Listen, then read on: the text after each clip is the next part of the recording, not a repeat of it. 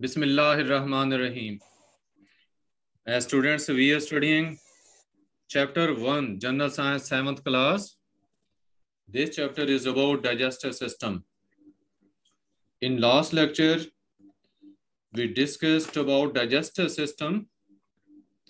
Different parts of the system were discussed and types of digestion, that is chemical digestion, mechanical digestion.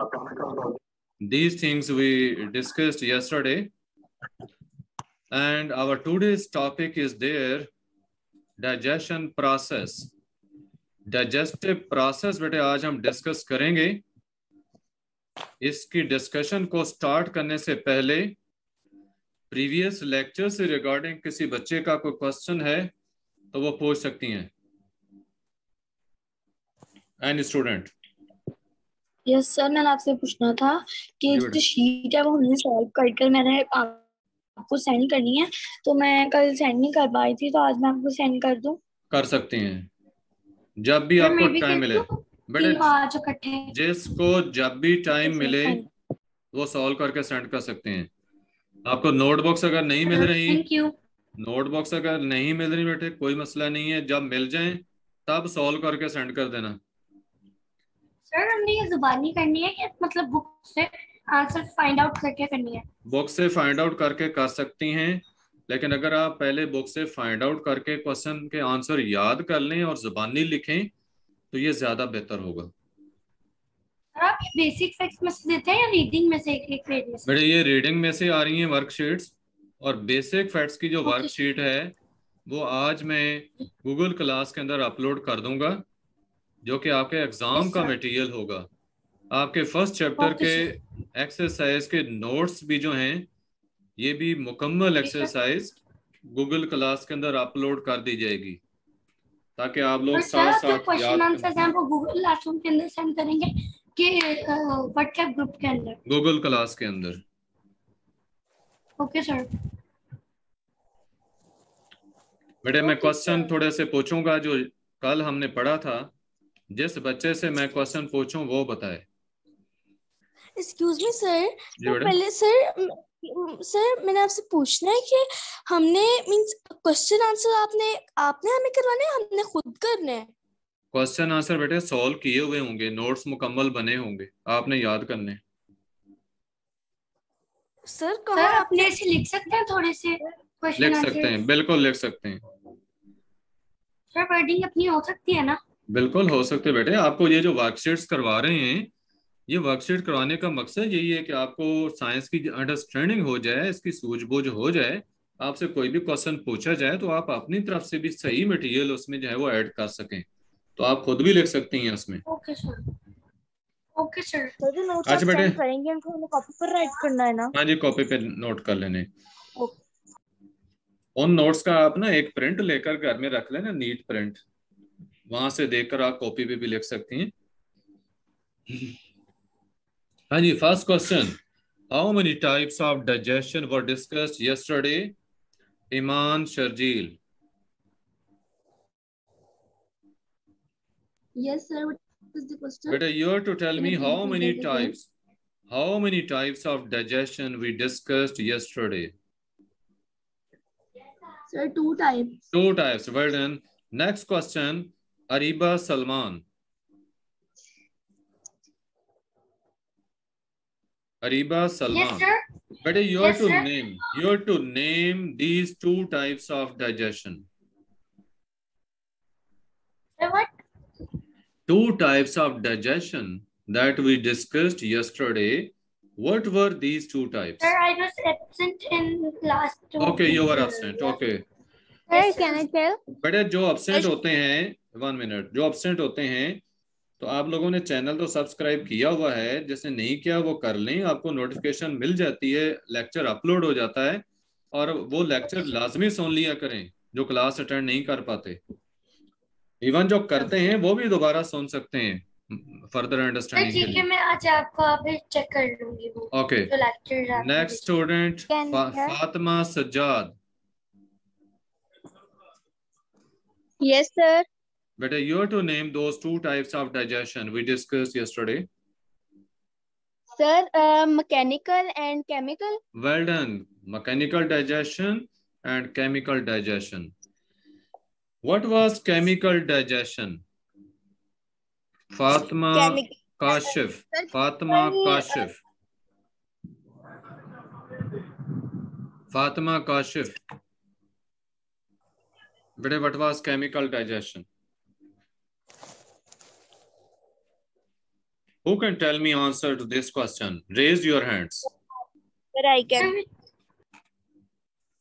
Okay, Zara Khalid. Yes, sir. You're asking questions from yourself? But a chemical digestion. I am asking about chemical digestion. Yesterday's topic it was there.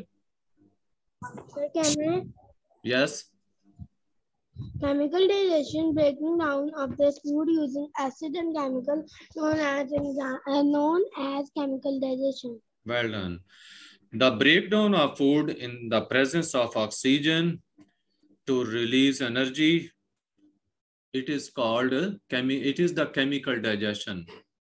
बेटे chemical ये वैसे oxidation का process है further जो आता है ना, अभी बेटे सिर्फ डाइजेशन की बात करें तो उसमें हम ऑक्सीडेशन को डिस्कस नहीं करेंगे। तो केमिकल डाइजेशन के अंदर बेटे जो लार्ज मॉलिक्यूल्स होते हैं they are converted into small molecules, ये केमिकल डाइजेशन है। एंजाइम्स के जरिए जो लार्ज मॉलिक्यूल्स हैं they are converted into small molecules, जबकि ऑक्सीजन के जरिए जो ब्रेक डाउन का प्रोसेस है ये बेटे हम रेस्पिरेशन में आगे पढ़ेंगे, ये सेल्स के अंदर होता है जैसे एनर्जी प्रोड्यूस होती है। तो जब केमिकल डाइजेशन की बात होगी तो उसमें आप ऑक्सीडेशन को डिस्कस नहीं करेंगे। इसमें सिर्फ मॉलिक्यूल जो लार्ज मॉलिक्यूल्स हैं उनके स्मॉल मॉलिक्यूल्स में कन्वर्जन है so that they can be absorbed into the blood stream. हाँ, ये क्लियर है बेटा? ये क्वेश्चन क्लियर है? Yes, sir. Okay, we move to next lesson. Yes, sir. That is the digestive process. बेटे first part जो digestive process का है इट इज वेरी क्विक, और ये फर्स्ट पार्ट क्या है? Chewing the food into small pieces, खुराक का चबाया जाना, छोटे छोटे हिस्सों में कन्वर्ट करना, खुराक को चबाकर बिफोर इट इज स्वैलोड, कि उसको निगलने से पहले खुराक को मुंह के अंदर जो चबाया जाता है ये सबसे पहला प्रोसेस है। तो बताया कि ये तो बड़ा क्विक प्रोसेस होता है। देखो हमने मुंह के अंदर एक लुकमा डालते हैं तो उसको कितनी देर तक चबाते हैं? तो थोड़ी सी देर में, ठीक है, थोड़ी देर में ही जो है वो चबाया जाता है, तो ये प्रोसेस तो कंप्लीट हो जाता है। So it is a quick process. Food जो है it is mix with saliva, खुराक के अंदर सलाइवा मिक्स होता है। सलाइवा या स्पिट के थूक को कहते हैं, और सलाइवा बेटे कल भी मैंने बताया था जो मुंह के अंदर लुआब पैदा होता है उसको सलाइवा कहते हैं। तो खुराक के अंदर ये सलाइवा मिक्स होता है, और इस सलाइवा के अंदर एक एंजाइम होता है एमाइलेज, जिसका नाम भी मैंने टाइलन बताया था आपको, PTYLIN, टाइलन। तो ये जो एंजाइम है इसका काम क्या है? ये कार्बोहाइड्रेट की डाइजेशन करता है। जो हमारी खुराक के अंदर स्टार्च होता है, स्टार्च की डाइजेशन एमाइलेज करता है, और यही वजह है कि जब हम खुराक को ज्यादा देर चबाते हैं तो हमें स्वीटिश सा टेस्ट महसूस होना शुरू होता है। तो बेटे उस टेस्ट की वजह, वो जो मीठा सा टेस्ट, मिठास महसूस होती है, उसकी वजह ये होती है कि एमाइलेज एंजाइम स्टार्च को सिंपल शुगर में कन्वर्ट कर देता है, माल्टोज में। बेटे माल्टोज याद रखें, माल्टोज के जो मॉलिक्यूल्स होते हैं हर मॉलिक्यूल में 2 ग्लूकोज के यूनिट होते हैं, यानी ग्लूकोज जो सिंपलेस्ट शुगर है उसके 2 मॉलिक्यूल मिलकर माल्टोज का एक यूनिट बनाते हैं। डाइसैकराइड भी इसको माल्टोज को कहा जाता है। तो याद रखो कि माल्टोज में 2 मॉलिक्यूल ग्लूकोज के हैं। तो ये बेटे आपको पहला प्रोसेस बताया गया, that is the chewing process that occurs in the buccal cavity, यानी माउथ के अंदर ये प्रोसेस होता है। तो इसमें क्या काम हुआ है? Chewing of food was there, then mixing of saliva, and the third step was there, amylase enzyme that was present in saliva. It started digestion of starch. It converts starch into maltose. हाँ जी बेटे, buckle cavity के अंदर जो process था digestive process, इसको मैंने explain किया है। किसी का क्वेश्चन है तो पूछ सकते हैं। No sir. और बेटे नेक्स्ट जो स्टेप है, जब खुराक चबाई जाती है मुंह के अंदर, जब खुराक, जी बेटा। सर मैंने कहीं पढ़ा था कि जिस चीज के आगे ओज आता है, OSC, तो वो मीठी होती है।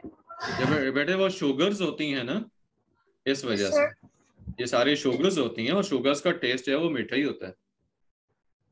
अब सर OSC वाले शुगर की फॉर्म्स है। हाँ जी। च्यूड फूड, जो कि खुराक चबाई गई है मुंह के अंदर, then it is pushed down the gullet और एसोफेगस। ठीक है, एसोफेगस के अंदर जाती है बाई वेवा मस्कुलर कंट्रैक्शंस, जिन्हें हम पेरिस्टालसिस कहते हैं, ये स्टार्ट हो जाती हैं। ये सीरीज ऑफ स्क्वीजेस होती हैं। स्क्वीजेस क्या है? कंट्रैक्शंस हैं इसकी, एसोफेगस की वॉल्स की, और इनके रिजल्ट में खुराक जो है वो स्टमक तक पहुंच जाती है। आपको मैं एसोफेगस का दिखाऊं कि ये देखें, ये माउथ के अंदर खुराक चबाएगी, उसके बाद ये एसोफेगस है, इसके अंदर आपको बताया गया कि इसकी वॉल्स की मस्कुलर कंट्रैक्शंस थी, ड्यू टू विच फूड जो है it is squeezed towards the stomach and ultimately it reaches stomach. ये स्टमक है कि खुराक जो है वो स्टमक में पहुंच जाती है। तो पहला स्टेप बेटे मुंह के अंदर खुराक का चबाया जाना, और दूसरा स्टेप का आपको बताया गया इसके जरिए, एसोफेगस के जरिए खुराक का स्टमक तक पहुंचना। ये नेक्स्ट था। Food will go from your mouth to your stomach even if you stand on your head. बताया कि अगर आप हेड स्टैंड करते हैं उस दौरान भी आपके मुंह से खुराक स्टमक तक पहुंच सकती है। किस तरीके से बेटे? ये पेरिस्टालसिस का जो प्रोसेस है, ये जो मस्कुलर कंट्रैक्शंस हैं एसोफेगस की वॉल्स की, ये इनका इफेक्ट है कि अगर आप उल्टे भी खड़े हों तब भी खुराक जो है वो ऊपर की तरफ जाएगी, आपके स्टमक में पहुंच जाएगी। जी बेटा पूछें। मैंने आपसे पूछना था कि ये जो हमारी जो पाइप है, यहाँ पर वाइट नजर आ रहा है, इसकी तो दो नाम है, एक तो गुल्ट है और एक है ओसी। एसोफेगस या गलेट? Gullet yes sir. या एसोफेगस? हाँ जी, यस सर। एक ही वो फूड पाइप जो है उसी फूड पाइप को कहा गया है। Okay sir, thank you. Food is stored in the stomach. अब बेटे हम थर्ड स्टेप पे पहुंचे हैं, स्टमक पे। फूड जो है स्टमक के अंदर स्टोर होती है फॉर फ्यू आवर्स। स्टमक जो है तकरीबन 1.5 लीटर्स ऑफ फूड जो है इसको होल्ड कर सकता है। साइज जो है वो बॉडी साइज के लिहाज से वेरी करता है, तो तकरीबन जो है वो 1.5 लीटर खुराक स्टमक के अंदर होल्ड हो सकती है। अब खुराक जब स्टमक में पहुंचती है तो गैस्ट्रिक जूस सेक्रीट होता है। स्टमक की जो दीवारें हैं, स्टमक की दीवारों में गैस्ट्रिक ग्लैंड्स होती हैं, और वो सेक्रीशन प्रोड्यूस करती हैं, जूस सा प्रोड्यूस करती हैं, जिसे कहते हैं गैस्ट्रिक जूस। इस गैस्ट्रिक जूस के अंदर एक तो हाइड्रोक्लोरिक एसिड होता है, और दूसरा इसमें प्रोटीएज एंजाइम होते हैं, प्रोटीन को डाइजेस्ट करने वाले। तो इस बेटे HCl का, हाइड्रोक्लोरिक एसिड का काम ये होता है कि हमारी खुराक के अंदर अगर कोई बैक्टीरिया वगैरह थे, जरासीम थे, तो वो मर जाते हैं।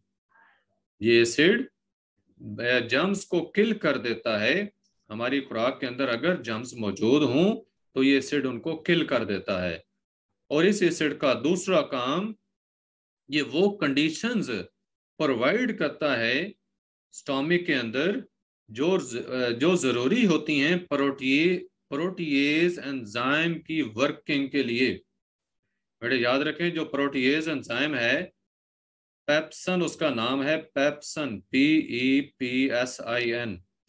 तो ये एंजाइम जब पैदा होता है वहां पे स्टोमिक के अंदर आता है तो ये इस पेप्सन की शक्ल में नहीं होता, बल्कि ये पेप्सिनोजन की शक्ल में होता है, पेप्सिनोजन की शक्ल में होता है। ठीक है, ये पेप्सिनोजन की शक्ल में होता है और पेप्सिनोजन की शेप में ये प्रोटीन के डाइजेशन नहीं कर सकता। लेकिन इस एसिडिक मीडियम की वजह से, जो HCl की वजह से कंडीशंस पैदा हुई हैं, ऐसी कंडीशंस की वजह से वो एंजाइम एक्टिव होकर पेप्सन बन जाता है और फिर प्रोटीन को डाइजेस्ट करता है। तो ये बेटे मैंने आपको HCl के दो काम बताए, एक तो जरासीम को किल करना और दूसरा प्रोटीएज यानी प्रोटीन को डाइजेस्ट करने वाले एंजाइम्स के लिए बेस्ट कंडीशंस प्रोवाइड करना। तो बताया कि the food is churned around in the stomach for up to 6 hours after large meal, कि जब ज्यादा खुराक खाई गई हो तो तकरीबन 6 घंटे तक स्टमक के अंदर जो है ये फूड की चर्निंग का प्रोसेस, चर्निंग क्या होता है, इसकी मस्कुलर वॉल्स की कंट्रैक्शन की वजह से खुराक के जो छोटे छोटे पीसेस का बन जाना, ये चर्निंग कहलाता है। हाँ जी बेटे, स्टमक का प्रोसेस हमने एक्सप्लेन किया, किसी का कोई क्वेश्चन है तो पूछ सकते हैं। सर अब चर्निंग का मतलब दोबारा बता देंगे क्या चीज? स्टमक वाला दोबारा बता दूं? लास्ट में मीनिंग बताया, ठीक है, जो चर्निंग का ओके ओके। था। बड़े चर्निंग का मतलब है खुराक को छोटे पीसेस में कन्वर्ट करना। ये चर्निंग मस्कुलर वॉल्स जो होती हैं ना, स्टमक की दीवारें होती हैं, इनकी पावरफुल कंट्रैक्शंस होती हैं और इन कंट्रैक्शंस के रिजल्ट में जो खुराक होती है वो बहुत बारीक बारीक हो जाती है। एक तो उसमें एक जो गैस्ट्रिक जूस है उसकी मिक्सिंग हो जाती है प्रॉपर, और उसके साथ साथ वो बहुत बारीक हो जाती है, इसको कहते हैं चर्निंग। हम कहेंगे फूड इज चर्न्ड। हाँ जी, कोई और क्वेश्चन जहां तक? सर एंजाइम्स क्या होते हैं? एंजाइम्स बेटे वो केमिकल सब्सटेंसेस हैं जो खुराक को डाइजेस्ट करते हैं। मसलन प्रोटीन है तो उसको सिंपल यूनिट्स में कन्वर्ट करेंगे अमीनो एसिड्स में, कार्बोहाइड्रेट्स हैं उनको सिंपल शुगर्स में कन्वर्ट करेंगे, फैट्स हैं उनको फैटी एसिड या ग्लाइकोल में चेंज करेंगे। तो ये एंजाइम्स होते हैं, इन केमिकल सब्सटेंसेस। जी सर जो एंजाइम्स होते हैं ये डिफरेंट चीजों के लिए काम आते हैं, तो ये हमारी बॉडी के लिए इम्पोर्टेंट होते हैं। बिल्कुल बेटे, इसके बगैर, इन एंजाइम्स के बगैर डाइजेशन भी नहीं हो सकता, तो इसलिए आप अंदाजा लगा सकते हैं कि ये कितने इंपॉर्टेंट है। नेक्स्ट बताया कि food is slowly squished and squeezed along the small intestine. Squished क्या है? स्मॉल पीसेस में कन्वर्ट होना खुराक का। ठीक है, जैसा पहले आप ये चर्निंग का प्रोसेस, च्यूइंग का प्रोसेस हुआ, फिर चर्निंग का प्रोसेस हुआ है, तो अब खुराक बहुत बारीक बारीक हो गई है। तो ऐसा ऐसा क्या है? Squish and squeezed. स्क्वीज्ड क्या होती है? It is pushed towards small intestine. आप कह सकते हैं स्क्वीज होता है निचोड़ना जैसे। तो मस्कुलर वॉल्स जो हैं इनकी स्टमक की, उसके बाद इंटेस्टाइन्स की, तो इनके जरिए इनकी मूवमेंट आगे कंटिन्यू रहती है at about 2.5 centimetre a minute. इस स्पीड से खुराक इंटेस्टाइन में मूव करती है कि 1 मिनट में तकरीबन 2.5 सेंटीमीटर। स्मॉल इंटेस्टाइन का बताया तकरीबन इसकी लेंथ क्या है 7 मीटर्स, और इसका जो साइज है, डायमीटर है, वो 3 सेंटीमीटर है। ठीक है, इसका साइज आप देखें, इसका डायमीटर 3 सेंटीमीटर है और लेंथ तकरीबन 7 मीटर्स है। तो बताया कि जैसे ही खुराक जो है वो स्टमक से स्मॉल इंटेस्टाइन में आती है, a little at a time, means कि थोड़ी थोड़ी करके स्मॉल इंटेस्टाइन में एंटर होती है। स्टमक से एज सच इकट्ठी खुराक नहीं चली जाती, स्टमक में स्टोर रहती है और थोड़ी थोड़ी करके जो है खुराक स्मॉल इंटेस्टाइन में एंटर होती रहती है। तो जब खुराक स्मॉल इंटेस्टाइन में जाती है तो वहां पे बाइल, लिवर की सेक्रेशन, बाइल जो है ये प्रोड्यूस होती है और गाल ब्लैडर के अंदर स्टोर होती रहती है until it is needed means के जब खुराक हमारी जो है उसके में चिकनाई होती है, फैट्स वगैरह होते हैं ज्यादा, तो फैट्स की डाइजेशन के लिए बाइल का होना जरूरी है। तो जब ये खुराक स्मॉल इंटेस्टाइन के पहले हिस्से में पहुंचती है तो बाइल उस हिस्से में इंटेस्टाइन के अंदर रिलीज हो जाती है बाइल डक्ट के जरिए। आपको इधर से मैंने इसकी स्ट्रक्चर बताई थी, ये देखें, ये गाल ब्लैडर है, इसमें बाइल स्टोर होती है। फिर ये जो डक्ट आ रही है ये बाइल डक्ट है, इसके जरिए खुराक स्मॉल इंटेस्टाइन के इस हिस्से में आएगी, ये वाला हिस्सा जिसको ड्यूोडेनम कहते हैं। तो बाइल जो है वो इसके अंदर सेक्रीट होगी। अब इस बाइल के अंदर एंजाइम नहीं होते, बड़े याद रखना आपने, बाइल के अंदर कोई एंजाइम नहीं होते, इसमें मिनरल्स होते हैं, ठीक है, मिनरल सॉल्ट्स होते हैं। और उनका काम क्या होता है? हाँ जी बेटा पूछे। सर बाइल क्या होता है? बाइल सेक्रीशन है, लिक्विड सा होता है, ठीक है, लिक्विड सा होता है जो लिवर प्रोड्यूस करता है और गाल ब्लैडर में स्टोर करता रहता है। और जब खुराक स्मॉल इंटेस्टाइन में दाखिल होती है तो ये सेक्रीशन बाइल डक्ट के जरिए उस इंटेस्टाइन के उस हिस्से में दाखिल हो जाती है। और इसमें जो मिनरल सॉल्ट्स होते हैं उनके जरिए फैट्स के जो बड़े बड़े ड्रॉपलेट्स होते हैं वो छोटे छोटे मॉलिक्यूल्स में चेंज हो जाते हैं, ठीक है, एमल्सिफिकेशन इसको कहते हैं, एमल्सिफिकेशन। हाँ जी बेटे पूछे। Sir what's this word after bile? Emulsifies. Yes sir. Emulsifies, ठीक है, वर्ब है एमल्सिफाई, यहाँ पे एमल्सिफाइज उससे बनाया गया। और प्रोसेस कहलाता है emulsification, emulsification. Process? It's a process in which large fat droplets are converted into smaller ones. Fats के जो बड़े बड़े ड्रॉपलेट्स होते हैं वो छोटे छोटे हिस्सों में कन्वर्ट हो जाते हैं, ये प्रोसेस एमल्सिफिकेशन होता है। और इस बाइल का जो दूसरा काम है, बाइल का एक काम तो ये एमल्सिफिकेशन हो गया, फैट के मॉलिक्यूल को, पार्ट्स को छोटे छोटे हिस्सों में चेंज करना, और दूसरा इसका काम अल्कलाइन कंडीशंस प्रोवाइड करना इंटेस्टाइन में, स्मॉल इंटेस्टाइन में अल्कलाइन कंडीशंस प्रोवाइड करना जो कि वहां के उस हिस्से के एंजाइम्स के लिए जरूरी होती हैं।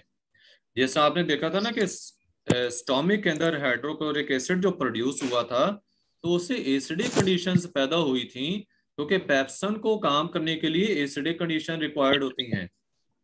जबकि स्मॉल इंटेस्टाइन के अंदर जो एंजाइम्स पैंक्रियास से आते हैं, पैंक्रियाटिक जूस के अंदर जो होते हैं, उन्हें काम करने के लिए अल्कलाइन कंडीशंस रिक्वायर्ड होती हैं। अल्कलाइन क्या होती हैं? बेसिक कंपाउंड्स बेटे होते हैं ना, या तो एसिड होते हैं या बेस होते हैं।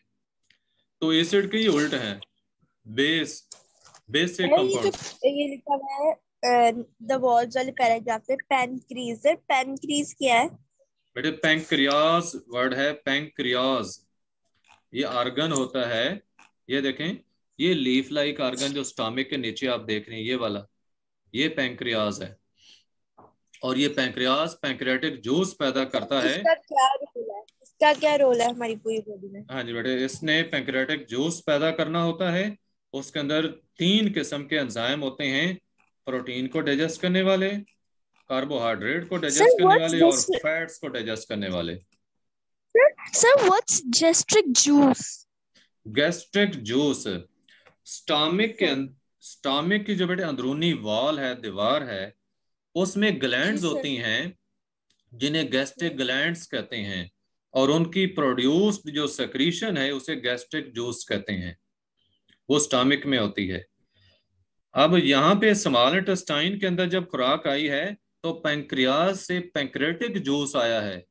उस पैंक्रेटिक जूस के अंदर प्रोटीन को डाइजेस्ट करने वाले, कार्बोहाइड्रेट को डाइजेस्ट करने वाले और फैट्स को डाइजेस्ट करने वाले एंजाइम्स होते हैं। इनके नाम मैंने कल भी बताए थे, अभी बता देता हूँ। प्रोटीन को डाइजेस्ट करने वाले एंजाइम का नाम है ट्रिप्सन, ट्रिप्सन। कार्बोहाइड्रेट वाला था amylase. Sir Sir, it's not written in our book. Yes, not written here. Fats को डाइजेस्ट करने वाले हैं लाइपेज। लाइपेज जो है वो फैट्स को डाइजेस्ट करते हैं, एमाइलेज कार्बोहाइड्रेट्स को, और ट्रिप्सन प्रोटीन्स को।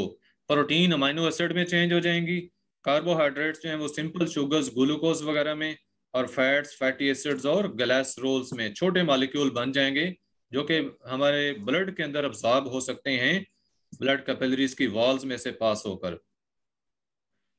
तो ये बेटे आपको यहाँ पे बताया गया है कि ये डाइजेशन प्रोटीन कार्बोहाइड्रेट्स और फैट्स का स्मॉल इंटेस्टाइन में कंप्लीट हो जाता है। और जो वॉल्स हैं स्मॉल इंटेस्टाइन की, ये स्मूथ नहीं होती, यानी ये बिल्कुल प्लेन नहीं होती, बल्कि कवर्ड है with millions of tiny finger like projections, जिन्हें विलाई कहते हैं।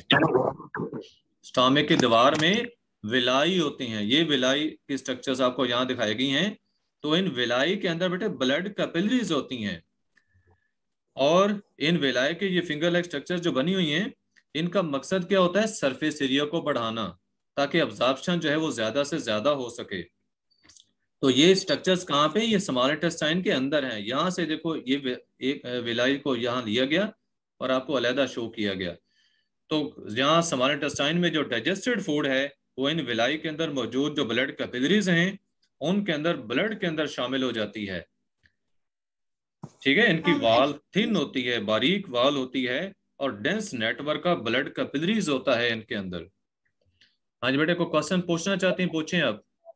जी सर, मैंने पूछना है कि ये जो आप देख रही है, जो हमारे पास डायग्राम है, उसके ऊपर लिखा है थिन लेयर ऑफ सेल, उसी में वो वही उसके साथ वाले में वो दिखा रहे हैं कि वाइलीज सर, ये दोनों एक ही जगह पे होते हैं, थिन लेयर ऑफ सेल और वाइलीज? थिन लेयर ऑफ सेल्स, ये इसके ऊपर है बेटे। वायलस जो है ना, वायलस तो ये पूरी है, ये पूरी वायलस है, और इसके ऊपर ये जो लेयर्स, ये पूरी लेयर सेल्स की जो बनी हुई है, उसका कहा कि ये थिन लेयर ऑफ सेल्स हैं। ठीक है, वो उसकी बाउंड्री। हाँ जी बेटा। सर, जो डॉट डॉट है वो सारे थिन लेयर ऑफ सेल है? हाँ जी, ये थिन लेयर ऑफ सेल्स है। Sir, what's VILLI? विलाई, वायलस का प्लूरल विलाई है। ठीक है, इन्हीं का प्लूरल विलाई है, सिंगुलर वायलस है। ये बेटे देखें, यहाँ पे आपको बताया ना कि they have thin outer layer of cells, वो यही लेयर ऑफ सेल्स है जो इसके इनके बाहर होती है, विलाई के बाहर, और थिन होती है कि जो न्यूट्रिएंट्स हैं वो इजीली अब्सॉर्ब हो सकते हैं, पास हो सकते हैं इसके अंदर।